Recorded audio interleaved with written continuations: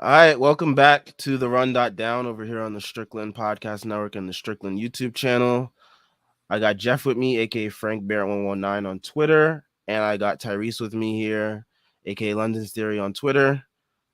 Knicks won 100 to 97 in a awful performance by the team. Awful showing by both teams, honestly. Like, if there was a way both teams could have lost today, I would have easily went for that option because no team deserved to win this game. Knicks, I don't even know. Like, man, this was just like terrible. Yeah, as Mo was saying in the comments, mid, very terrible performance. I mean, I'm just gonna kick things off right off the bat. The third quarter offense pissed me the hell off. I've been watching March Madness college offense for the last 2 days now, and the Knicks offense in the third quarter was probably the worst I've seen compared to all of it. Just straight post up after post up after post up, leading to basically nothing. And somehow Washington couldn't capitalize, which is like even worse on them somehow because they couldn't capitalize off our mistakes. It's just like, oh, I just want to forget about this game and just like move on. But how did you feel about this game, guys? This game stunk. This game fucking stunk. Like this just ugly ass basketball. This is March Madness, but we're watching NBA fucking basketball. It was just bad offense, piss poor defense. Like it wasn't even defense. It was just like people were bricking shots. Like it was just not pretty to watch. Yeah, there was a on the defensive side. It was. I'm not gonna say frustrating because I'm still rooting for the Knicks at the end of the day, but it was funny to me how when the starters were out there was just no defense being played and the Wizards couldn't hit anything. And then when the bench was in there, the Wizards were hitting all these tough shots. And like, so the gap didn't look as wide as it actually was. But it was just so bad tonight. I can't imagine being a Knicks fan and being happy after this game. Like, it's just the win doesn't really mean anything because, I mean, the Hawks won, so we stayed 5.5 out of the play-in game. We're not getting to the play-in game. Like, that's just not going to happen. So the most important thing, as you were saying before we got on here, Sam, is the process. And the process was really bad, except for like, the 8 minutes that RJ and the kid and the bench played together. That was it. Like, especially, and I'm going to toss it back to you because I know you wanted to go off about this, but that third quarter was the worst quarter of basketball we played as a team, and we won the quarter. But it was just from a process standpoint, that was horrendous. It was horrendous to watch, and it was awful. So yeah, take it away. Yeah, I mean, I already kind of like I kind of already went on my little mini rant that I wanted to get off because like the third quarter was just like awful, just terrible basketball. Just Julius post up, rinse and repeat, and it just like led to nothing. And somehow, like I said earlier, Washington couldn't capitalize off that, and that just like it's a testament to how bad Washington is right now. But it's also a testament to how bad we are too, because like it was just like, oh man, my head is like throbbing. Like it's actually throbbing from how awful of a performance that was. Like like, I don't understand why we couldn't move away from the Julius post-ups. Like, why did every single possession have to begin with like a Julius Randle post-up? Why can't we just run some actions for RJ, for Quickly when Quickly was in, and when Thibs finally let him like handle the ball for a little bit or whatever it was? Like, just like do something different. These games don't mean anything in the grand scheme of things except for the process. And the process tonight was, like Jeff said, terrible. So why not just try something else? We already know what we have in Julius when we run offense through him. Let's see what we have when we run the offense through someone else. And it was I'm gonna bail Tibbs out a little bit here because he's gonna get a ton of hate, and as he should. I don't think he coached a very good game tonight. And Awful. and there's times before Quickly came out in the fourth quarter, we had a timeout when the Wizards cut it to like 7 or 9 points, and then we came out of the timeout with Burks and Quickly on the floor, and Burks got run through the first 3 possessions. That's clearly Tibbs, like, right? Like we can all agree that that's Tibbs saying, "All right, run the offense, Alex. It's your time." Like there's no other reason for that to happen. But in the third quarter, I gotta be honest, I think that was Randall. I genuinely think it was Randall hijacking possessions. And the reason I say that is because if you go back and watch, there was some attempt by other people to do stuff, and Randall would just follow where the ball was and just plant himself and just put his arm up and say, "Give me the ball."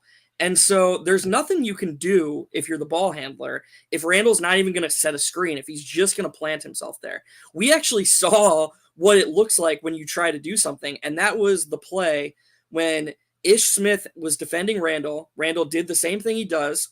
He tried to draw a foul. The ref didn't give him the foul.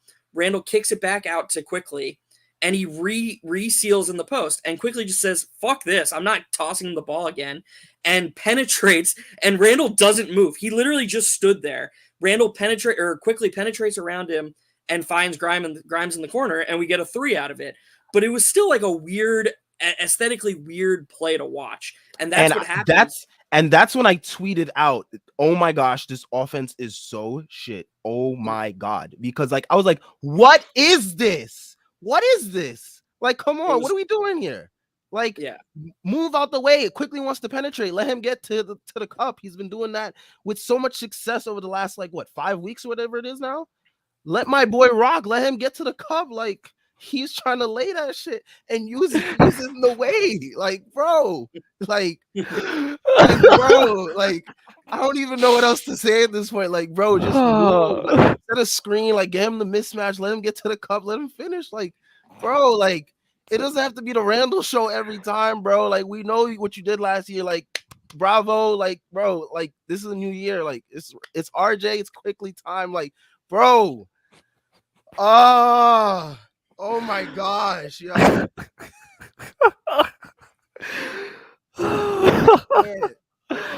I can't. I don't know how much longer I can watch these games, bro. Like, March Madness is like saving my sanity right now. Like, I just can't. Yeah. We got like 15 games left. We could power through. We could make it. Oh man, yo. I'm 15, like 12. Oh man. Yeah, it was just not pretty to watch today, man. This shit was. We was watching fucking Loyola smoke layups, and I was like, you know what? I respect it. This shit was not fun. It's fun. It's fun with his fucking college players. It's not fun because you know they don't know better. Like they young. Like you be watching the college player like who you know is gonna go into fucking accounting, take a step back 3, and you like, you know what? All right, get your game off, bro. Maybe you might get a second round flyer. Do you, bro? You in the league? You got tenure. What are you doing? You ain't got it tonight, bro. You get pat like he was even.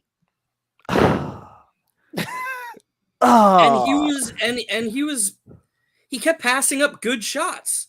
Like that's the stuff that pisses me off the most, bro. You got to open 3. Nah, pump fake. Step into the long. If I see another motherfucking pump fake on this goddamn team, I swear to God, no more fucking pump faking. Like,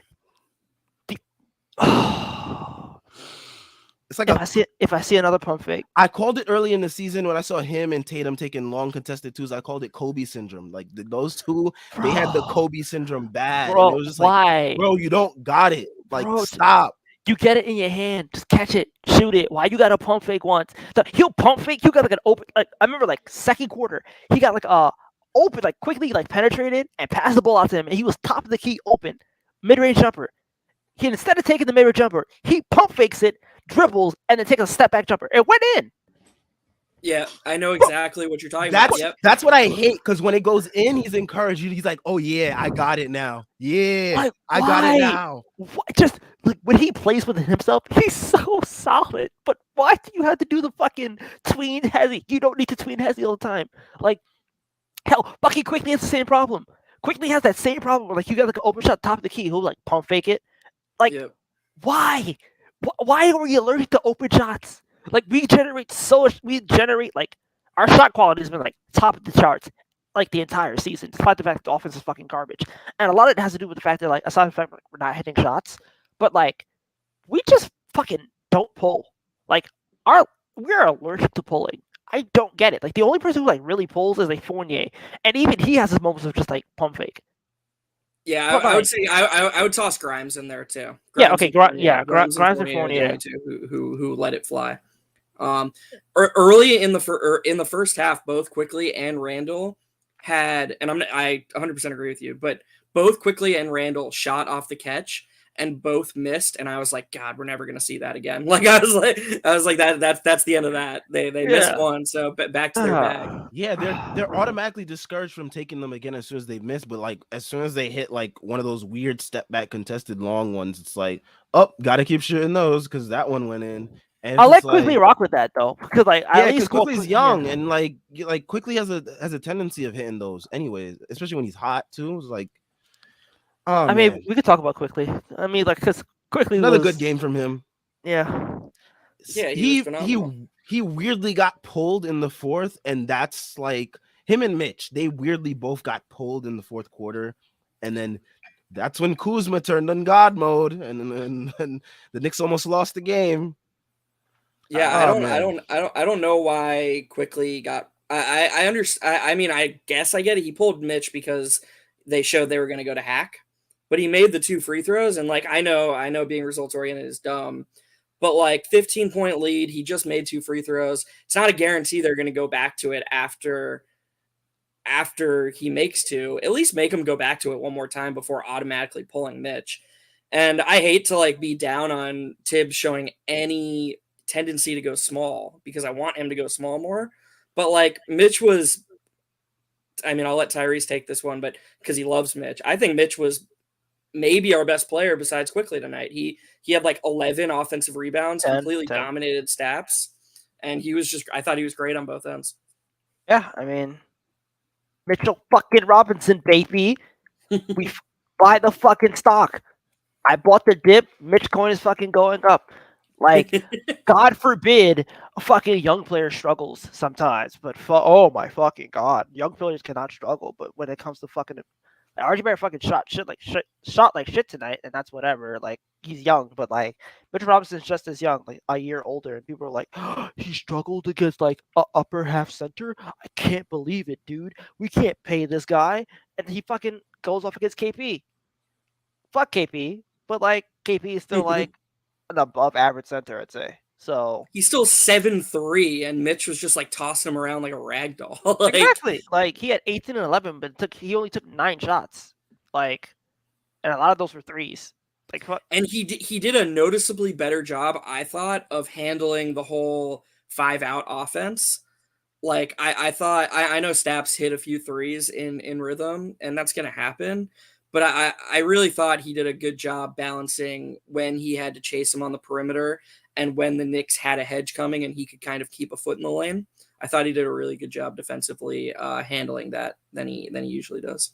yeah, I just feel like with Mitch, it's like you're gonna get your peaks and valleys. I think he's been more consistent as of late, especially like post All-Star break. I feel like he's been like fairly consistent. Another double from him, like no blocks, no steals, but like you felt his presence in the paint.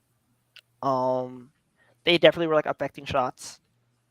It's like this is just like something you can build with. He's someone you can grow with. Like 10 offensive rebounds. Again, I think he's second in the league in total offensive rebounds behind Steven Adams.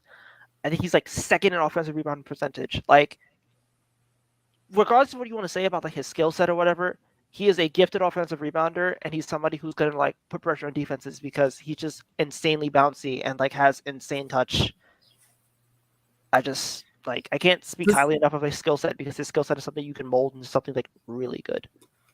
The scary thing about him to me, and it has nothing to do with him, but if we're bringing Tibbs back, I don't like that because we have Mitch, Tibbs basically thinks we have to scheme the same way for 48 minutes. And so Mitch's presence inadvertently landlocks the team. Like Tibbs can't find it in himself to have a backup center that doesn't look like Mitch. Yeah. It just I just tips. And like, man, it's funny because I tweeted out mid third quarter, like amidst all the bad offense, I was like, we are like a Kuzma like masterclass away from we are a Kuzma out of body experience away from like losing this game. And lo and behold, he pulls Mitch, and then Kuzma just starts going bonkers from 3 and almost lose the game. he somehow managed to miss that last three he took, and me and Jeff were talking before you got on, Tyrese, about like why did he even take that three? Like he should have just went to the paint. But I guess Mitch And he should have probably went deterred earlier. him. Yeah, he should have went earlier. Yeah, but I do want to get to the comments now. We got a lot of comments rolling in, and we didn't get a chance to address any of them while we were ranting, rightfully so, about this pathetic performance. Let me go back up here. That felt like a loss. Definitely did, from Hawkeye 420. Yeah.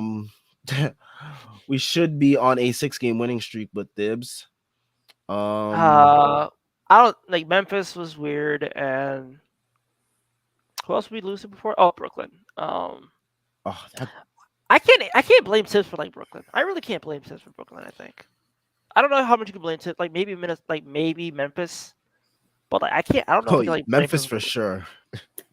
Memphis for sure. I don't know how much of those were like coaching loss versus just like talent. Brooklyn was more of like KD having an out of body experience, but KD just being KD. He dropped 53, bro. Like you're not supposed to win that game. Mo says this was the worst game of the season. Yeah, I mean, from a performance standpoint, this was pretty terrible. Considering we had a full roster. Like the OKC game was bad, but like we were hampered by COVID, and so was the Toronto game. But like this game, we had everybody basically, and we still put up like one of the most pathetic performances I've ever seen by a Knicks team in quite some time. It's definitely the most like disheartening game. Because like you said, like OKC and Toronto, it was still early enough in the season and that we could be like, okay, like there's COVID stuff, like there's still plenty of time in the season. But at this point, as you said earlier, it's just so much, it's so process oriented.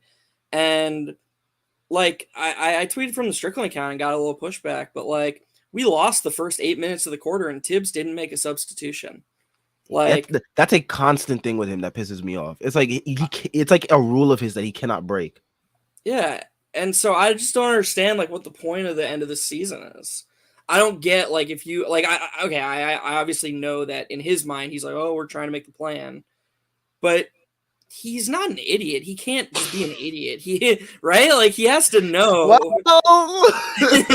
Wow. There's got to be someone in the building he respects that like knows probability and stuff. Like there's got to be someone who can get through. I just don't get it. I don't understand what's happening. And I don't get how you can just watch that third quarter. I don't get veteran leadership. Oh yeah, it's just we're earning our minutes here in New York. I don't fucking know, man. I don't know what this is. I don't know what this is. Like this is fucking Dante's Inferno, like 7th level of hell. Yeah, it is. It's fuck, man. This is fucking like Catcher in the Rye, just in the fucking straight jacket. We're never gonna say the name Obi Toppin on this post game ever. No, we're gonna say Obi Toppin when he gets fucking traded to Indiana. Yeah. Because fucking Malcolm Brogdon had another great game today. And you know the fucking front office is like, ooh. Oh, brother. Ooh. So in the fourth quarter, he had back-to-back steals. Back-to-back steals that weren't even his assignments. He made really nice rotations to make back-to-back steals. And then Rui ISOs against him. Pump fakes, Obi falls for it, and then has a really, really bad foul to compound the error. It was a horrible possession. I'm not going to make an excuse for him. But Randall has 17 million horrible defensive possessions a fucking game. And I'm not saying Obi's better than Randall. He's not. But you can't cut the guy. You can't cut his already pathetic rotation 2 minutes short every time he makes a mistake. That's not coaching. You can't. That's do coaching that. for Tibbs. That's coaching for Tibbs. You make a mistake, you sit. See ya. Like it doesn't make sense to any of us, but Tibbs is gonna drive us insane. We're gonna be in like padded cells by the end of the season because of Tibbs' rotation. Oh my god! And what he does a game, like he can't even get 10 minutes. This is sad. 10 minutes, bro. I was like, yo, Obi's doing like really pretty okay out here. And then Tibbs was like, nope, he's not. Nah. Nope. I ain't with it. Oh my god. It's so outrageous. And like, yeah, I mean, he couldn't knock down a shot. So like, I'm not even gonna argue he like played a good game, but like, he has no chance. And yeah, it's the coach's job to to give him a chance. Run some screen and roll with him. Like, Dude, to put it in go on. perspective, Sorry. Thomas Satoransky played more than Obi Toppinson. Thomas Satoransky was a fucking throw-in. He had 5 fouls. He had 5 fouls in his 10 minutes or whatever. Satoransky did, because IQ was running him rampant all night. Like, he couldn't stop fouling IQ. IQ hates the fucking Wizards guards, I think. Like, Yeah, Raul Neto was having... and Neto and Satoransky, they be in hell. And Ish Smith, Clyde's favorite, Ish Smith. I still don't get that, but... Yeah, I don't either. I think Clyde said he reminds him of himself, how he used to play or some shit like that. Clyde a brick? Weirdly enough. But we ran a play. And Sam, you both might remember this, but like 2 minutes left when the Wizards were. I sadly remember every play tonight. Okay, well, we ran a play with like 2 minutes left in the game when the Wizards had cut it to like 7, and IQ and Randall actually ran a screen and roll action where IQ made a slip pass to a rolling Randall, and Randall got fouled, and he made both free throws, and that I thought it was gonna put the game away. And I don't get why they don't run stuff like that for Obi, because they had Mitch in the dunker spot and both corners occupied, and it's a really well mapped out play because it's really tough to hedge, and I don't get why they don't let Obi do that sometimes. Why it's always Sims or Mitch when he's in with Obi setting the screen. Like, I mean, we can talk about this forever, but Obi should set screens more. Obi, put your ass in the corner. Son, like, Obi cannot just like catch a break. But we got some more comments rolling in. Jordan, always asking great stuff in the comments. Appreciate you. In the off season, what sort of conditions / demands would you put on Thibs year 3? Or do you think he will accept any sort of conditions? Jordan, sadly, no. He won't accept any conditions. No, straight up. You fucking have to tell him. You have to tell him, like, babe, straight up, like, at minimum, these guys are getting this amount of time. You're letting these guys do these things. And, like, we will give you, like, your quote-unquote rim pressure point guard if they can try to get it. And we would, like, try to upgrade the roster. But, like, you got to fucking give something. Like, you have to, like, be more creative. You have to do something. Bare minimum, you have to be, like, we're giving you an offensive coordinator. And we will give you, like, some leeway to, like, you have to, like, switch up your rotations. Bare minimum, those two things need to happen. Otherwise, you're just going to waste 30 games. You're going to waste like 30 games, 45 games trying to like make this shit work when it doesn't work. And it's like, how could you watch this offense 2 years in a row and be like, yeah, let's run it back for a third year in a row? Like, this offense stinks. And last year, Randall was able to fucking save us, and that's great. And we had a bunch of fucking 40% shooters, which is awesome. But like, we don't have that this year. And the team is literally better than it was last year, and the offense is getting worse. At that point, it's the system. Which is why it makes no sense to bring him back. But again, we talked about it last time. A lot of this is just like the front office trying to like hedge on their future, trying to cover their ass at the same time. And yeah, like offensive coordinator, and you need to like be better with your rotations. Otherwise, you're getting the fuck up out of here. So. And like, I mean, Deuce played 0 minutes tonight. Yeah, Deuce played 0 minutes. RJ played over 40. RJ can't play 40 minutes a game. He's gonna fucking die.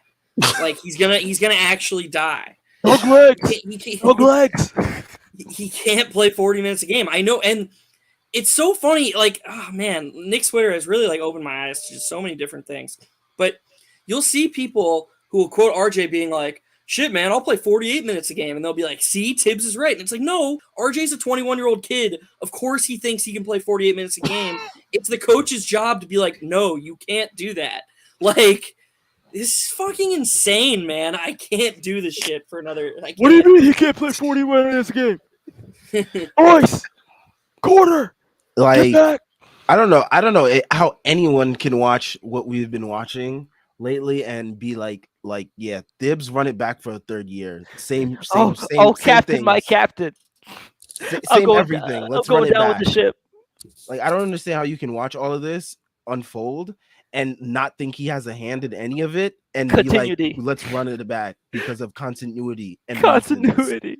Continuity and reasons. We fired too many coaches. Have we thought about Dolan's wallet? Have we thought about Dolan's wallet? I don't even Dolan's think Dolan wallet is cares. endless. It's an I don't endless even pit. think Dolan It's cares. an But like, endless pit full of cash. Like it doesn't matter how many coaches we hire and fire. He doesn't mind as long as like he's raking in those ticket money. Like he's good. he will rake in ticket money. Like Dolan is good. He's fine. I do want to address some other comments we do have here. Virgil X says the only thing he looks at is IQ's minutes compared to Burks. Yes, that is They played identical minutes today, which is weird. But they did. yeah, they did. I think. Surprise, surprise. Yeah, I think Quickly and Burks played 27 apiece. Let's see. Check it out here. Burks played 27 minutes 34 seconds. Quickly played 27 minutes 40 seconds. Woohoo! We did it. We're getting Oh closer. man, changes Let's go, are coming. guys. Changes Yeah, are coming, y'all. let's fucking Here, go. damn. The here, damn minutes hit different. You guys were saying Tibbs doesn't play the kids. Fuck, man. You guys don't know Barrett nothing, is guys. no longer. You see, look, RJ played 40, Mitch played 30, and Quickly played 28, and Jericho played 15, and Grimes played 17. He's playing the kids. It's like, yo, Grimes couldn't even like scratch like the back half of the rotation until like half the roster had COVID. Like, And then he had to have the game of his life. 7 threes against the fucking defending champions, and then had to get COVID. So like people understood, like, oh shit, we kind of missed Grimes. yeah, Is there anything like forget Quickly? Is there anything Burks is doing right now in the starting lineup that Grimes couldn't do? no. Like I was just thinking because I actually think Fournier's played well recently. Yeah, he has. I don't think Burke should be starting. Like, So like Burks doesn't think he should be starting. Yeah, Bro, you ask Burks, fucking trucer on that dude, he'd be like, nah, I probably should be coming off the bench. But Burks is just like such a good person. he's a good soldier. He's just like, Too good of a soldier. he's a hooper's hooper. He just hoops. He's just like, I want to hoop. I don't care. Poor Burks, bro.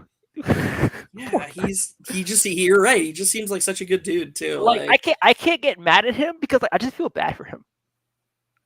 I literally just feel bad for him. I'm just like, I don't even think he wants to do this, but he's just doing this because like he's just like a good guy. Yeah, I mean, Hawkeye 420. I don't expect Dips to change next year, regardless of any roster change. I mean, Probably. I do think if you force his hand into like filling the roster with just a bunch of like young guys and a minimum amount of vets, he'll have no choice. But Yeah. even then, you never know. Hey, we give you Derek. You can keep Fournier since apparently you liked him a lot. Everybody else is like 25 or younger, except for Randall. Yeah, and like that's the only way he'll change because he'll have no choice but to play a bunch of young kids because that's all he'll have. Other than that, yeah, I really don't see how he changes unless you really drill it into his head in the off season and you you just gotta change the personnel around him. That's honestly what it is. A lot of picks to get book night. It's gonna be fun. Oh man, poor Booknight. He was finally about to get minutes and then he got his neck injury and he can't even He can't even come back now. Tough. Yeah, he cooked though. Somebody said the other day on Twitter, they were like, we're gonna trade for Brunson, keep running the offense through Randall, and then the people are gonna say, just wait until Tibbs gets a point guard. It's ridiculous. Like, yep, that's probably what's gonna happen. It's I mean, ridiculous. how can you watch tonight's game and like think the thought Quickly's not a point guard cross your mind? Like I just don't get why Because matters. they have this idea that Chris Paul is what a point guard is, and only the way Chris Paul plays. Pass first point guard. That's their only mold of a point guard. We want Lonzo Ball, even though Lonzo Ball literally doesn't play point. Like would they be saying Ja Morant's not a point guard? Like I know Ja like averages a lot of assists, but that's just because his usage is really high. And I'm not saying he's not a good passer, but that dude scores a lot. He's definitely like a pass first. Only Chris Paul's. Three and D point guard. I want my point guard averaging 6 points and 15 assists, like the Bob Cousy days. I want Bob Cousy as my point guard. You don't even look to shoot. You just look to get people involved. I want Ish Smith. So Jason M says, Dibs doesn't adapt. He won't listen to another offensive coach. Yeah, that's the thing that worries me about bringing in an offensive coordinator is Dibs and him clashing. because Yeah, you know they're gonna have a lot of difference of opinion. I feel like if it's like a Steve Clifford or somebody like that, I feel like it'd be better. But Two like old Steve heads. Clifford, like okay, Steve Clifford old, but he could coach offense. I would give him that. He could coach a damn offense. Like Alvin Gentry, like, it gotta be somebody. It gotta be It somebody. got to be someone with like cachet that he'll respect. Dave Yeager, like how much you gotta pay Dave Yeager? Oh shit! Oh no, Dave Yeager and Tip. Oh god. Oh that'd be good reality TV though. Fuck that. I want to see that. Hard Shit. Knocks NBA Knicks edition. Deadass. Deadass. You tell me you want to see that shit? Oh man. Put me in the fucking war room in the draft with like Dave Yeager, Tibbs, and like Brock Aller, and just let him go at it. Do you guys think that like we've reached the point where or when like I feel like Tibbs has genuine disdain for the young guys now because of the pushback he's received. Like, have you noticed? Man, he gets so much more angry when a young guy like when Jericho Sims got called for a moving screen. That was the maddest he was the whole game. Dude, Sims, he could have fucking sent him back to Texas for all he cared. Jericho Sims would have never seen the court again if Tibbs had his way. And like he was just so angry, so much more angry than he was like, I don't know, the rest of the game. And I don't know, he just gets so mad. He was like, "Tot," and then like Leon Rose is like, "Don't you do it? We'll find All right, back to Mitch. So Hawkeye again with another great comment. I still can't believe some people think that the lack of talent is a bigger issue than the coach who can't optimize his players in any meaningful way. I mean, yeah. This team is not untalented. Like they're too deep at every position except for like point guard. Like, and even then, if Rose is like healthy, are they really like not good at point guard? No, like this team is just being horribly mismanaged, and people are acting like that's a normal thing. He's probably been like a bottom 3 coach this year, easily. And last year he was a top 3 coach. And it's like, despite the fact that the players can't do more this year, he's like not coaching as well as he should have. So I don't know how you can get mad at that. I'm sorry. I don't know how you can. The only pushback I would give there is that I think the more we watch this season, the more his performance last season is being exposed as completely dependent on Julius Randle shooting like God. Like, what is the difference? If we actually break it down between what Tibbs has done, what is the difference between this season and last season? Was he putting Randle in better spots last season? No, we all watched the games last year. Randle was making tons of contested shots. Absolutely not. Was he rotating different last season? No, Elfrid Payton started every first and third quarter. He didn't make any substitutions the first 7 minutes of every first and third quarter. The bench carried our asses in every game. It's the same thing, except Randall's not going supernova. And Derrick Rose is injured. Yeah, and Derrick Rose is injured. Great point. Yeah, those are the big 2 differences. So Schwinn talks about this all the time. If you're dependent on the output of your players completely, you're a negligible coach. You're no different than anybody else coaching. Like any 3 of us, I could go out there and coach. Like, yeah, right, I was exactly. Like any of us could just go out there and coach the Knicks. Like it's the same nonsense. Yeah, like what the hell? Put together on the fucking chalkboard. And yeah, exactly. Like, hey, Randall, go make some shots, like, and I'm obviously like, we're obviously not saying that we could actually coach, but the defense of him, I just think the defense of him of like, oh, he needs better players, or like, oh, I think it's clear that the difference between last year and this year actually isn't that big from a Tibbs standpoint. And I actually think what he did last season was very overrated. Yeah, I mean, I'm with you. I mean, like look at the Minnesota team that he had. As soon as Jimmy Butler went down, their season was looking like a below 500 team. Jimmy Butler was single-handedly the reason why that team was playoff bound. And he still had Karl Anthony Towns and Andrew Wiggins. And like, say what you want about Cat and Wiggins, those were still 2 20 PPG scorers. Yeah, and he still couldn't get them to like win like games like that. And yeah, and they barely hung on to the 8th seed. Like barely. Like they had to win the last game of the season to get the 8th seed. And and they were the 3rd seed when Butler got hurt. Yeah, I mean, like look at Cat now. Cat's hooping. Shout out to Cat. Wiggins, he was hooping before he got announced to be an all-star, but I mean that Man, roster was still pretty good after those guys too. It wasn't like there were a bunch of like scrubs on that team. Yeah, too. it was D Rose, it was Cat, and it was Wiggins. You could still win games with that, especially when like D Rose still giving you like 18 on like 55, 56 true shooting. and they had Taj. They had Taj in the corner. And they had Jeff T wasn't completely washed yet. Taj was hoping. Jamal Crawford was still there. I was gonna say, I think they had Jamal either. Crawford too. Yeah, Jamal Crawford wasn't completely washed either. Like they still had a decent like Jamal Crawford is still talent. not washed. Jamal Crawford dropped 50 in his last non-bubble NBA game.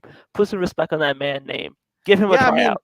I mean, yeah, like look at what we were saying. Like the Timberwolves, they had a good collection of talent after Jimmy Butler got injured, and they still almost lost a playoff spot. Yeah. And I'm sorry. That's just a testament to Tibbs relying on like high level players playing at like crazy levels, because Jimmy Butler was playing at an MVP level during that season. Like he was in MVP talks that year because of how good the Timberwolves were and how good he was. So he's completely reliant on players being MVP level players. Shout out to 2011 Derrick Rose as well to carry his ass. And like Tyrese said, and actually, I'm gonna push back against something I said 5 minutes ago, so I sound like a fucking nutcase. But because I'm just thinking about it more and more. You could make an argument for Tibbs' strategy last season once he realized that Julius Randle had it. Like once Julius Randle has it, if you're saying, okay, this is my fucking guy, I'm gonna ride him, I'm gonna build an offense around him, and then I'm gonna use what I know best and build a defense a top 3 defense. You can defend that. That is a defensible coaching scheme. Everything Tibbs did last season was defensible. So I was wrong. I shouldn't have been as hard on his performance from last season. But Randall doesn't have it this year. And so to go back to what Tyrese was saying about this year's coaching, name one player outside of Randall who he's even tried to optimize. You can't name one. There's not one. Doesn't run anything for anyone to get easy looks. Like at all. Like everything looks so hard for the Knicks to do. Everything looks so complicated. Can you say except maybe in Derrick transition? Rose? You say maybe Derrick Rose? Yeah, Derrick Rose is like he's a savvy vet. He knows what to do. Exactly, so but he has not optimized anybody, which is like impressive. That's impressive. Like, how do you fail to optimize everybody on the roster? Like he basically had RJ in the same spot up corner role. 48 doesn't get to run any offense. Julius is being asked to be LeBron. Kemba Walker was just like existing. Mitch the centers don't get involved in offense. Toppin is in the corner. Quickly was playing like off ball, being able in his head. Grimes was on the bench. Burks is God knows where. Grimes and Deuce were cheerleaders for half the year. Like what is like what? Like how do you feel to authorize everybody? And that's such a good point, Tyrese, too, because even Julius, who we were saying he only optimized him from like a bulk stats perspective. He's not optimizing Julius from like being a good player perspective, because Julius isn't LeBron. Like if Tibbs was like, hey Julius, try to learn to be like a hybrid between like Amari and Draymond Green and operate more as a role man and shoot the fucking ball when you're open and catch it. Like he would be a way better player or a way more valuable player. Yeah, like last year was basically like we're gonna optimize you because like you're fucking Jesus this year. And even still, we're not gonna run small lineups. You're gonna play with 2 bigs all the time. Alfred Payne's gonna be in the course of the space. He's gonna be shit. And Derrick Rose has to play like 17 straight minutes to end halves because we don't want to put Alfred. That was the worst part of last season, where like he would basically put Alfred in for like the first 5 to 7 minutes of the game, and then you go, what? No more Alfred. I'm just gonna play Derrick Rose, and I'm gonna run Derrick Rose's knees into the fucking ground because he's gonna play the rest of the first half and then all the second quarter. And that's what happens. Like if there's other coaches who don't finish with guys who start. Like it's not like every team ends every game with their starting lineup, you know? So you can't just be like, oh, well, Elf's not finishing games, so it's instantly a mistake. But you know what is a mistake? When you realize Elf isn't good enough to close games. So your solution is to have 33-year-old Derrick Rose on one knee play the last 17 minutes of every half. Like, try moving him in and out for shorter stints. Try fucking coaching. Please. Jesus. Yeah, Tibbs was I really don't like the fact we're bringing him back. I really don't. Because, like, unless he has a come to Jesus moment, I don't know how you. He's not gonna. There's been it's year in year out. It's like, oh, you know what? Dibs, he took a little break from coaching. He's gonna come back. He's Mike fucking McCarthy. He's Mike fucking McCarthy. He is Mike McCarthy. That's a great analogy. Like, great analogy. Just if he unless he has a come to Jesus moment where he's basically like, you know what? I've realized that small ball works, and I've realized that Randall should be used more. He's too stuck in his ways, man. He's never gonna do it. And I have to like run more offense through my wings, and I have to like make sure that Randall knows like to not pump fake shots. If he like comes back with those tenets, alright, I'll give it a chance. I'll see what happens. I'll see how long it lasts. But it's like he's like the toxic ex who like will fucking come back in your life and be like the fucking boombox. He'll be like, baby, please, like I'll take you back one more fucking chance. I swear. And everything's sweet in the beginning, and then you see the old tendencies pop up like in month two. And you're like, uh-oh. Oh, you got chlamydia. The fuck was you doing? Like, like Tibbs is just fucking chlamydia. He's coaching with chlamydia. Jesus Christ. Do you know how sad it is that there's like 12 games left in the season or whatever, and I don't care. We just won for the second time in a row, and all we can talk about is how shitty the coach is. Like that's so brutal. You got me thinking about. I'm like thinking about March Madness and Mets baseball. Like this season just does not matter. I don't even care about baseball because my team is so garbage. Yeah, Hal Steinbrenner is not doing you any favors, bro. I'm sorry. I need him gone. And I saw earlier in the comments someone, I think it was Hawkeye, he said this year's Knicks are similar to last year's Yankees. I mean, I don't see where you're wrong. At least the Yankees with the fucking wild card game. True that. Like they were above 500. We stink. There was last year's Mets. My dad, after Freeman signed with the Dodgers, texted our family chat and was like, George just rolled over in his fucking grave.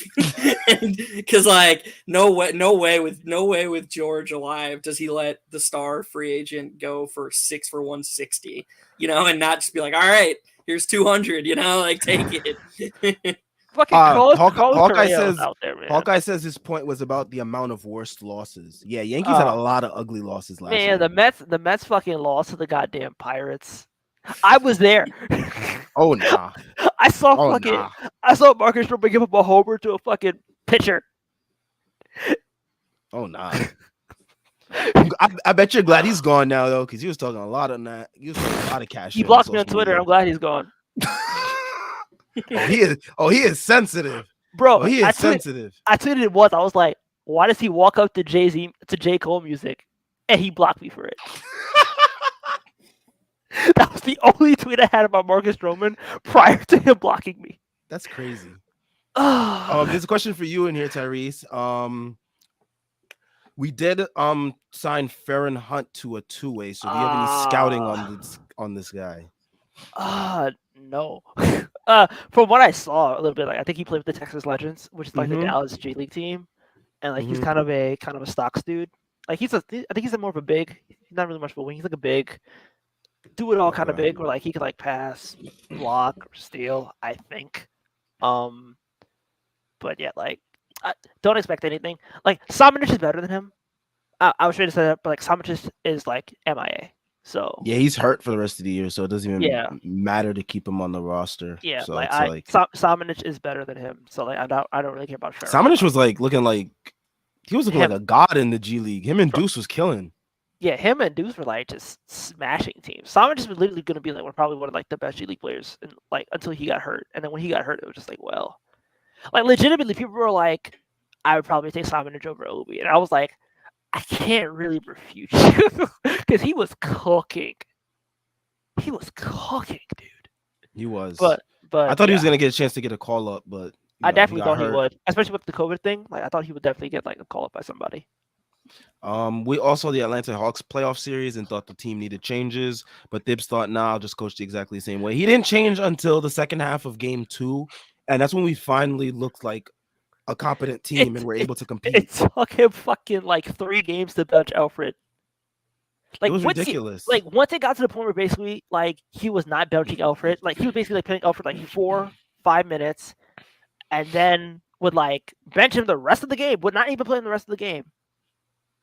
Like, oh my, that still pisses me off now. Now I think about that series again, and it's pissing me off because Yeah, like I don't even like to look at anything that has to do with last year's playoffs at all. I don't even watch because game it's 2. just like, I don't even watch game 2 because game 2 still pissed me off. Like yeah, game 2 was like, it was like, I've never seen Knicks Twitter more united than like when we basically be like, "Who's starting in the playoffs?" Alfred Payton. Fuck.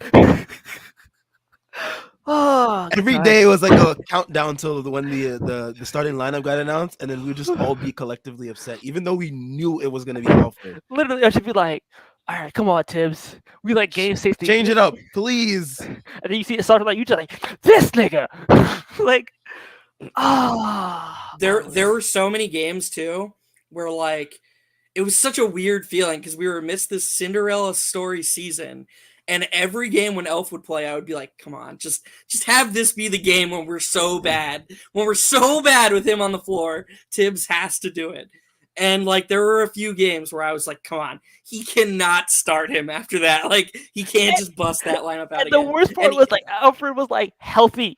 He was yeah, Bro, I'm like, Dude, surely his strengths are gonna come up. Like, Dude surely never got hurt, and he used to get injured every year before. for real. Like every year he would like blow a hamstring or like tweak an ankle. You all right? I'm like, all right, we look at like a 20 game stretch of Alfred. Like no Alfred, it could be quickly hooping, D Rose hooping, and then Alfred can come back, and then they could be like, you know what? All right, we ain't playing Alfred no more. Didn't fucking happen. He got hurt like 5 or 6 games. Didn't fucking happen. Mo says game 1, the first 3 minutes was the worst experience. The first 3 minutes of that game 1 was terrible. Bro, Terrible. I think Terrible. he was like 0 for 4 or something, or like he kept shooting. I don't think he scored a point in the playoffs. I don't think he scored a point yet in the playoffs. I'm gonna check that actually right now. I don't think he scored. While you're checking that, there was a comment up here that I put up but I didn't address. That Thibs, he failed to optimize and learn anything about the players. Yeah, Oh, no. I mean, No, he scored 1 point on a free throw, and he missed the other free throw. Wow. Awesome from Alfred Payton. Yeah, he played Awesome 8. stuff. He played 8 minutes game 1, 0-3. Currently 4th string point guard for the Phoenix Suns, Bro, defending Western Conference champions. they went out and got Aaron Holiday and like Wainwright, and they're playing over Alfred Payton. And that doesn't tell you how bad Alfred Payton was. And there are some people who are still like, yeah, we needed Alfred Payton that season. I'm looking at you, Thomas D. Fuck, what's wrong with you? That guy, man, that guy. He's not even like Skip Bayless because no one gives a shit about him. That's so sad. Like he's trying so hard to be Skip Bayless. He's And white he can't Marcellus Riley, He can't even. but not rich. Oh, So it's man. like you have to decide which would be sadder. Like if You he gotta- actually if he actually believes what he says, that would be. Oof. But him, then like him, David Zenon, and I am Julito are on my shit list. what did Oh, what did man. what did Julito do? He's sweet. I'm sorry. I no. I'm just I don't know. I don't know of any. You He just seems like lame. a cool dude to me. I don't know Z-list actors talk about this team no more. I'm tired. Whatever. I'm not. You got gonna, one. you know, You I'm not got gonna one know role that. like 15 years ago. Oh man. Oh, he said Jason said he meant this season. Yeah, I mean, I think we got that from what you said about like, yeah, Thibs saw that what he was coaching last year, especially in the Hawks series didn't work, and he decided to run it back this season. Yeah, I mean that's Thibs for you. That's just what you're gonna get. Unfortunately, Grimes.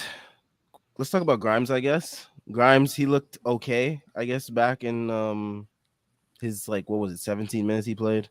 He had a 3. I know Yep. that. And we kind of predicted that when we kind of predicted, was it last stream or like a couple streams ago when we said Grimes coming back meant that who's going to be out of the rotation, and we all Deuce. said it was going to be Deuce, and well, look what happened. I mean, this team is like so predictable. What you call it? I thought y'all wanted young guys. Are It's you not it, entertained? it's funny. I forgot who said this. I think it was Fred Katz. He said he made a joke. He was like I need to change my streaming service because I keep watching the same movie over and over again with the Knicks. And the Knicks, it's like the Knicks, they're so predictable. You know exactly what's gonna happen when. You know exactly, like it's just like everything is so predictable. Like um I predicted the Kuzma like just like out of body experience. Like that was just like so predictable because it's like it's always gonna be that guy that Knicks fans hate the most that's gonna kill them. If it wasn't gonna be Porzingis, because I knew Porzingis was gonna have like a crazy game at the Garden. That's just not his body at all. But I knew it was gonna be Kuzma because like Kuzma just has a flair for the dramatic, and that was exactly what happened.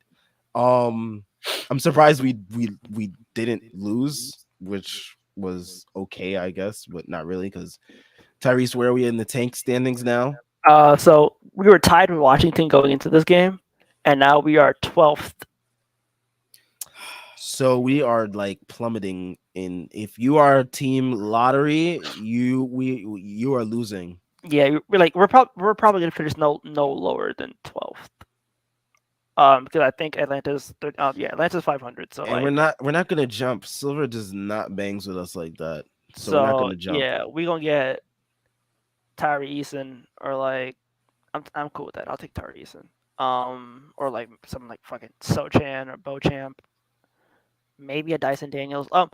Okay, one thing. If I see any one of y'all mock Ty Washington to the fucking Knicks one more time, I'm slapping you. I do not want to see. Okay, let me put it like this. We have 3 point guards in the organization right now. Quickly, Deuce, Rokas. Ty Washington would be the 4th best prospect. He would be the 4th best prospect. Probably a distant 4th. Like, he is basically worse quickly. He has a mid-range pull-up, but like quickly has way better self-creation, can get to the rim, and is way better at drawing free throws. I would say Deuce is way better defensively, and Rokas is like incredible rim pressure, decent enough shooter. This is a great segue into plugging in the Strickland big board that just dropped today. So link will be in the description to the Strickland site. It should be one of the first articles that pops up.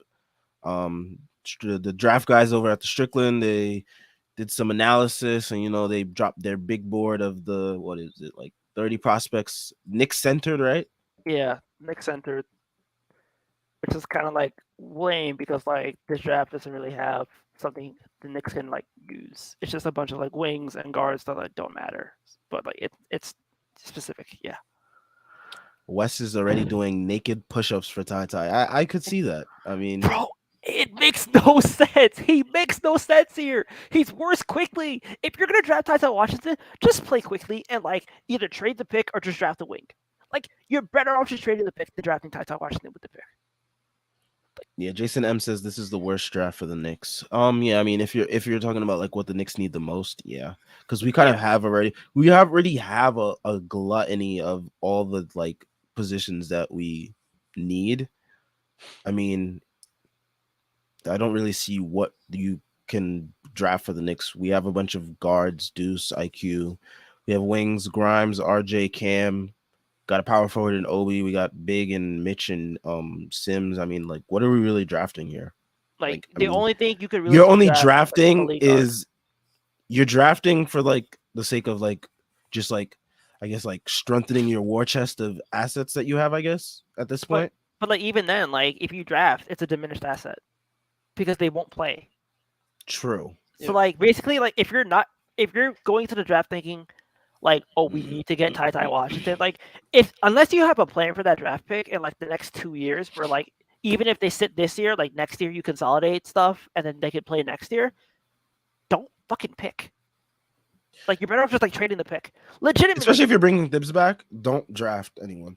Yeah, like legit, you're better off just like trading like the pick seriously. and like trading for somebody. Like if giving up the 10th pick in the draft saves you like giving up like a Grimes or somebody like a really big deal, do it because like you have no use for like that pick. Like I like I'd be Mathurin.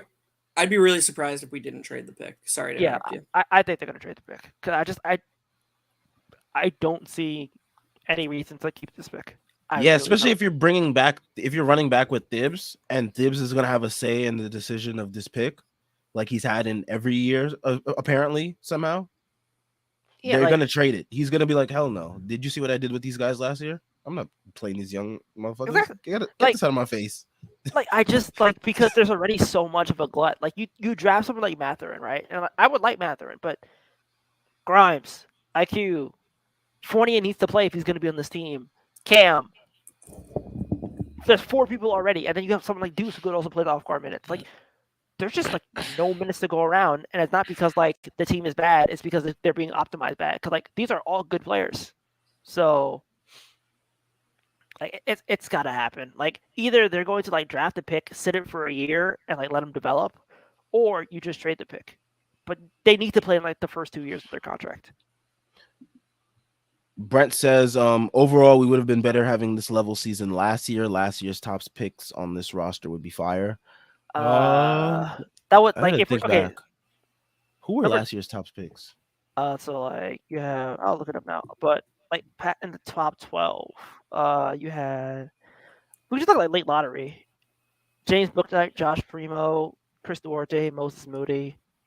Josh Primo was the surprise pick there that I don't think Yeah, like we would have Josh Primo was taken him surprised, at but that spot. like yeah, like the late lottery was like like I wanted Moody, but like Duarte, eh, he's good, but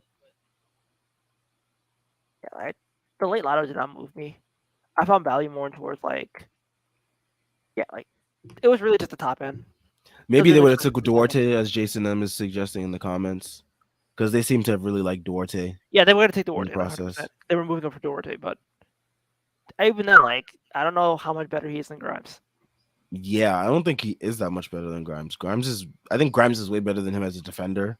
And I like Grimes' playmaking chops that he shows once in a while too. I don't know if Duarte's shown any of that because I don't really watch Pacers games and he's been A little injured a bit, whole lot this a year. little bit. So Yeah, I would say Duarte is better than Grimes off the bounce, but I 100% agree with you that Grimes has been surprising with what he's been able to show.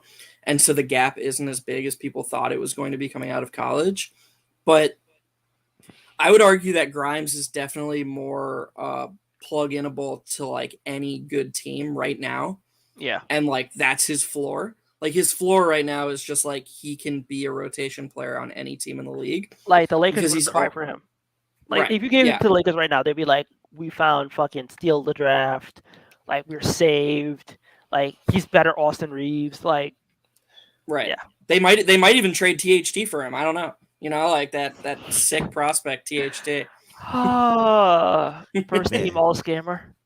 man, THT tricked a lot of folks, including that fan base. They was claiming he was better than RJ, like all this bullshit. They didn't want to Man. trade THC for Kyle Lowry, dude. That was hilarious, by the way. Oh my god. But yeah, a lot of people in the comments they think that like they're gonna trade the pick. Some Ozzy Mozzie suggests Obi's probably gone with that pick. Told you. I'm This telling is you. the If Obi Toppin's on this team next year, I'll be shocked. Hawkeye asked, "This is the perfect draft for Brock Aller to trade and maneuver picks." No, No, nobody has picks. That's the problem. Like half the league does not have picks. yeah, Like I'll like name off teams right now who like have their picks protected or like heavily or like semi-protected. Detroit can't trade their pick. The Cavs just traded their. What I want to say? Let me just look at the board right now so I can like understand what I'm seeing. But I'll like go through it right now. Oklahoma City has their pick like protected. Portland has their pick protected for like ever. Uh, Lakers don't have a pick. It's with Memphis, and Memphis like doesn't need picks because they have 3.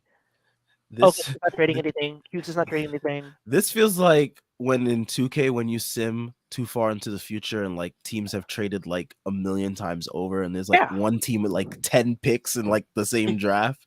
That's what it feels like. yeah, because like everybody went all in. Like the last like 3 years, everybody's just been going all in with like star trades, which is basically like the league now. Now you're basically waiting for like all the tanking teams who have like all their picks to like start trading their picks, so that we kind of get some kind of like parity. But realistically, the only teams that like really have picks are the Knicks, or like really like real teams who like make a move, who you feel like can make a move, are the Knicks, the Celtics.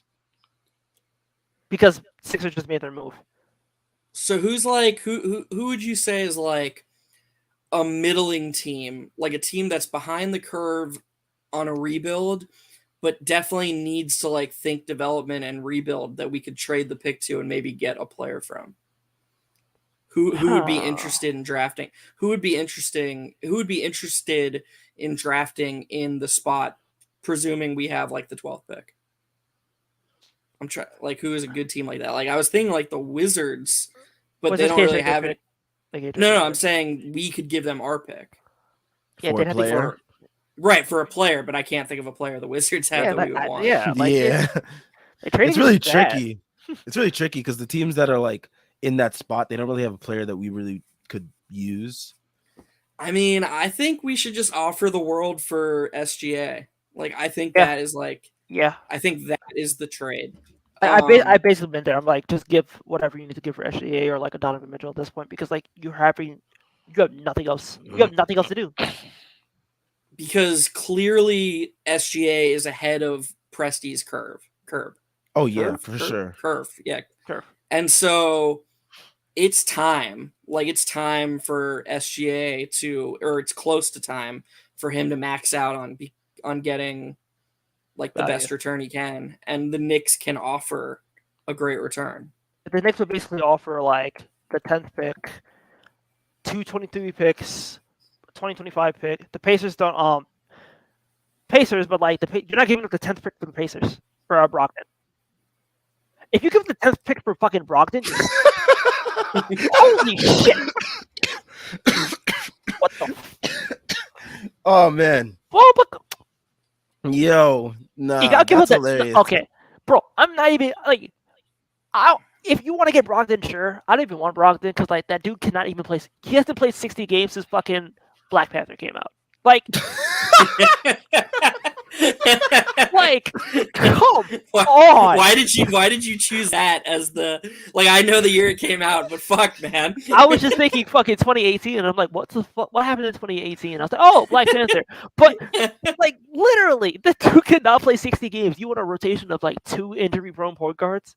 Oh my gosh. I And would the like fucking the Brogdon I would contract is worse wince than every 48. time they fall. Every time they get contact, I would wince because like So Tyrese, was your response to the Sexton comment? Do you not like Sexton? No, it was Brogdon. I want Sexton. Like, give me Sexton. Oh, okay. I'll take Sexton. Like, I wouldn't trade the 10th pick for Sexton, but like another David Moore to trade away to SGA. Yeah. Like, so I'll read this out for the listeners. I don't know if this comes on podcast form or not.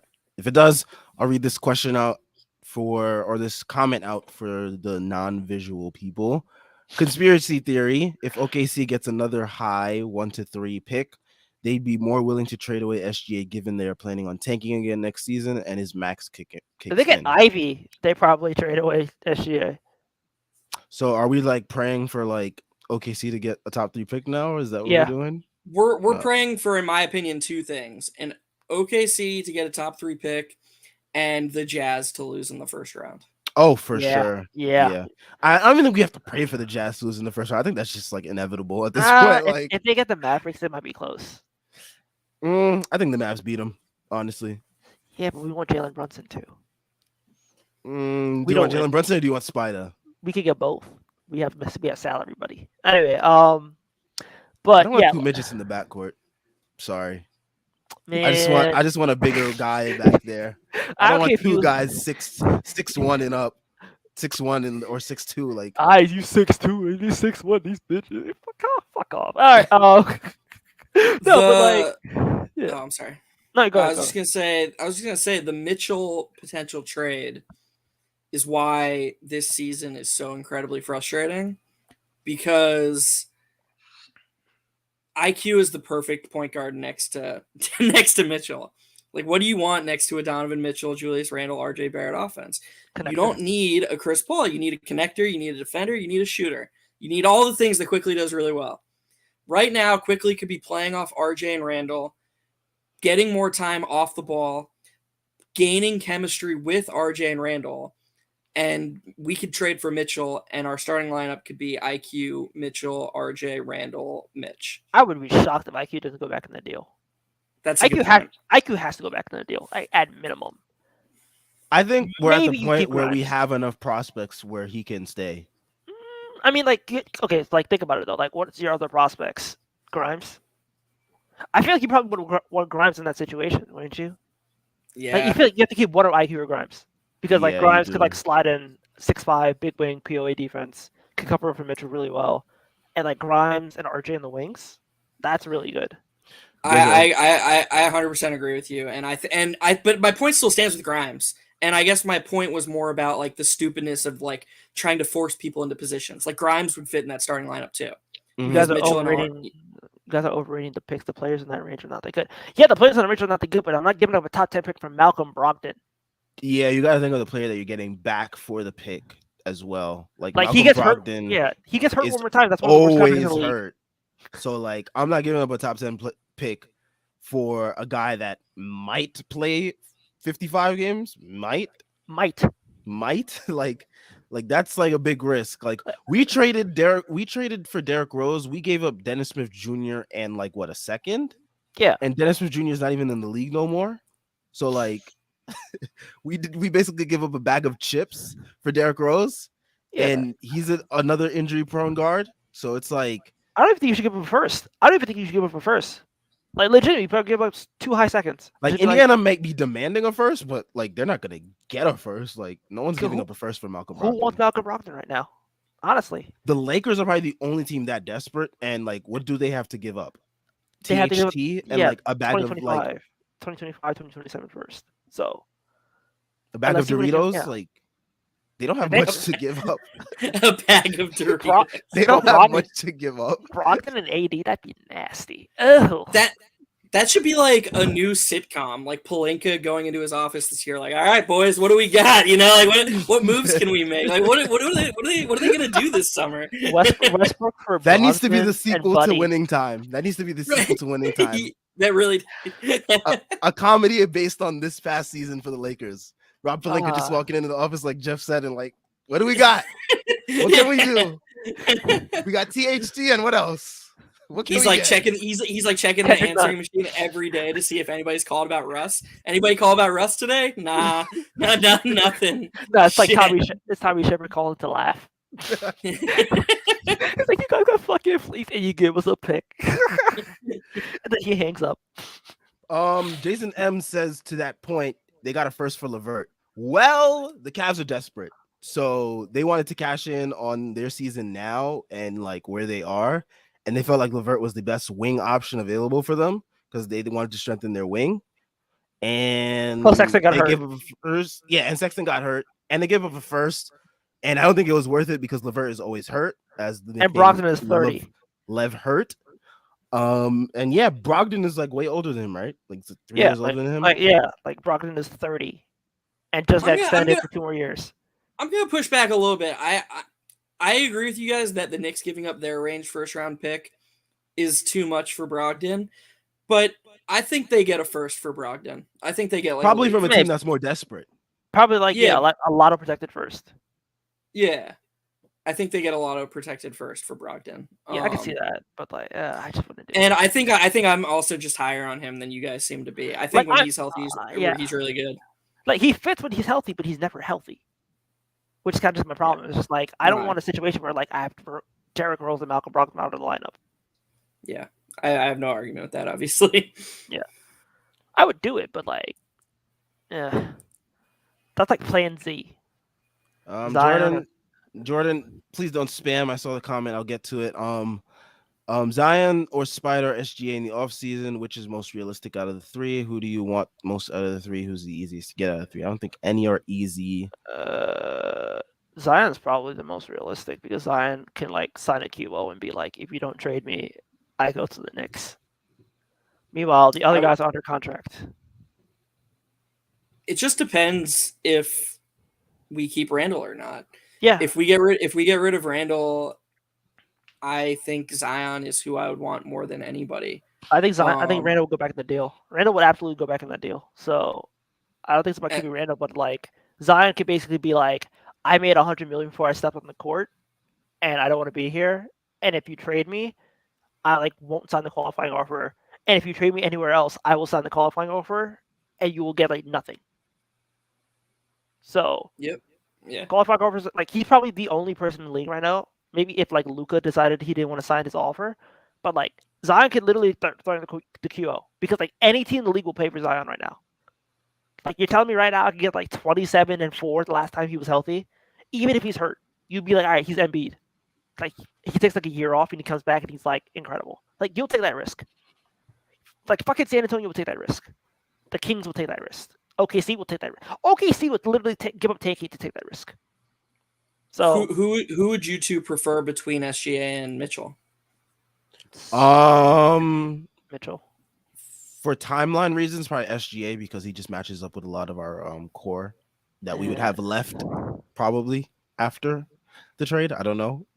I just think Mitchell's better. Like I just take talent. Mitchell's better, yeah, of course, but yeah, I mean, like for that reason, I take Mitchell because obviously talent wise, SGA, more because he matches up with the timeline, and like is Zion also an option in this as well, or? Yeah. We still Oh sure, Zion? I just thought that Zion was definitely like number one. I thought we all agreed. Oh yeah, for sure. Yeah, so I was saying like of the guards. And if he signs the qualifying offer, I mean, I guarantee he's gonna threaten that shit. He's gonna threaten that shit. Absolutely, bro. He doesn't want to be there. He was sharing 5-month-old posts on Instagram stories that he had to reinstall. He had to reinstall the Instagram app just to share a 5-month-old post on his story to be like, "Hey, I bangs with these guys. These are my brothers." Yeah. JJ Redick was on my ass. I had my bet in my corner. That must have been like the worst feeling ever for David Griffin when they won the lottery and then they just cut to Zion and he was just not happy. He was like, God damn it. He was like depressed. He was like in the midst of like depression. And then he looked at RJ and he was just like, "You lucky bastard." Like is but there yeah. I was just gonna ask you guys one more question. Mm-hmm. I'm not super like I know a decent amount, but is there a path to getting Zion plus one of the guards with our cap situation, or is that just not feasible? Well, it's possible with the cap situation, but like the assets it would take, I don't know. It depends on like how much Zion like cripples their leverage. I think you get an like it would probably cost you like all of your picks, all of them. Yeah. I was just thinking of like a world where we because the good thing is that especially if it's SGA, the SGA return will be super pick heavy. So like I was thinking we could go like all the picks plus maybe like one young role player, like Obi or something to the Thunder. Obi and Deuce. Right. And then just the rest for Zion, like Randall plus the rest. And then build a big three of SGA, Zion, and RJ. Tight.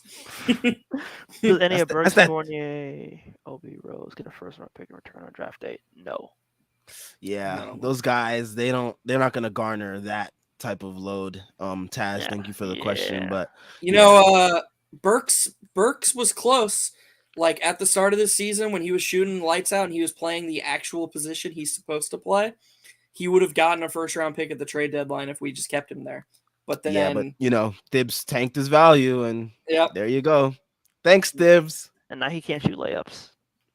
Yep. Dude, seeing him shoot within 5 feet, it honestly, God, I can't even think of anything. It breaks my fucking brain. That's what it does. Just thinking. Breaks my heart. I used to watch him at Colorado State, and he used to have bunnies, bro. In his first couple years at Utah too, before he got that ankle injury, he used to take souls. He had one dunk on the Jazz that was just that. Like I remember there was a clip on Twitter that was like, people don't remember that Burks used to have hops like this, and I remember thinking like, yeah, okay, this is gonna be a good highlight. And dude got like 5 feet above the rim. It was crazy. Yeah, he used to have crazy bunnies. That ankle injury killed him, and he had to get multiple surgeries on that ankle. It was messed up. It was a messed up play by Paul Pierce too that got him hurt. Shout out Paul Pierce, of course, had to be him. But Jason and Max, what do you guys think what do you guys actually think the front office will do in the offseason? This front office is an enigma. They are bringing back Thibs, so that alone lets you know what they're gonna do in the offseason. Ain't gonna be much. They'll trade for Brunson. They'll trade for Brunson. They'll get rid of some spare pieces, and they'll probably try to like extend people. So like I think they give RJ his money, they try to give Mitch his money, they maybe try to give Cam money, and like they like run it back with like, okay, we like made some tweaks, some minor development. Hopefully, like Brunson is able to like put people into roles. I mean, like I'm confident that like Brunson, RJ, Randall can work, but the coach needs to be malleable, and I have no faith in Tibbs being malleable. Yeah, they've shown a very strong propensity to very clearly want to win trades. Like they You don't can't want always to, do that. right. And that, but I think them coming out and saying we're keeping Tibbs, they have to do something. Tyrese went on a rant about it last video. For those of you who watched, we've reached the point of no return, and we have to consolidate this roster and all the assets we have. We can't go into next season. Can you imagine how ridiculously crowded our team will be if we go into next season with this full roster plus somebody we draft 12th overall? Like it'll literally Insanity. like we joke about the hockey shifts, but Tibbs will literally have 3 lines. He'll have 3 lines of playable NBA players, and only 9 of them will play, or like 6 of them will play. Sadly. Yeah. Oh man, this team, it's gonna break our brains by the end of this year, and Yeah. God bless us heading into this offseason with Tibbs being our head coach again. God bless me and Jeremy, who got to figure out the fucking cap space shit for this. I hate it already. I don't want I to be hate that guy who has to do I with the hate it spreadsheet. already, dude. Just be like the guy in the project who like pretends to help, but you know Jeremy will do it. That he fucking loves that shit, man. I He's- know, I know, but like we've been talking about this shit for like 6 months. Like I'm excited, but it's gonna be fucking weird. But yeah, What from the research you've done already, what are like your early inklings about this offseason?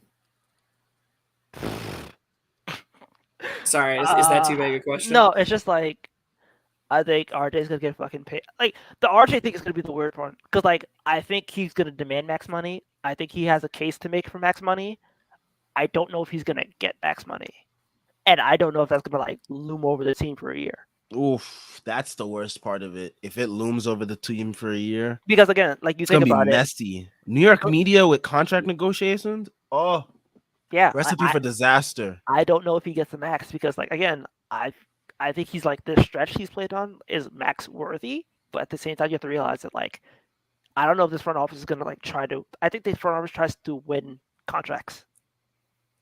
I don't know if they can win this contract, and if this happens for like a year, like because you have to think about it. Zion's getting a max wherever he goes. Ja's getting a super max. Probably, yeah, he's probably gonna get a super max because he'll probably if he makes all NBA next year, he gets Rose Rule, which is 30%, which is gonna be like 220 something. It's gonna be 200 million. Garland's gonna get a max, and Hero might get a fucking max. Hero might get a fucking max, dude. If not for the heat from somebody's gonna pay Tyler Hero. And RJ is like, he doesn't really have the case to make versus those 4 because like they have all-star appearances and Tyler Hero is gonna win 6th man of the year. But he's definitely like putting up the numbers. I think this might go out. It might get messy. It might get messy. I That's mean, what I'm you looking make a forward to. you make a really good point about the Knicks trying to win contracts, and I think we can all agree that as much as we all love RJ and as great as he's been during this stretch, he would be a negative asset on a max contract if he maintained this level. Like we all agree with that, right? Yes. Like he would be it would be a Wiggins max. Yeah. And you don't want him against max. Right. And so this front office is definitely worried about that too. The one thing I would say is that everything we've read about RJ and everything he's said is that the team loves him and he loves the team. And so like I feel like if you're the GM, even if you're like an analytically minded, looking for positive expected value, et cetera, if you're seeing the guy every day, you have to believe that he's not just going to plateau at this season, in my opinion. Yeah, for sure. Yeah, like I don't know if they're going to be like, you know what? He like gave Julius $106 million of All-Star, All-NBA, MIP.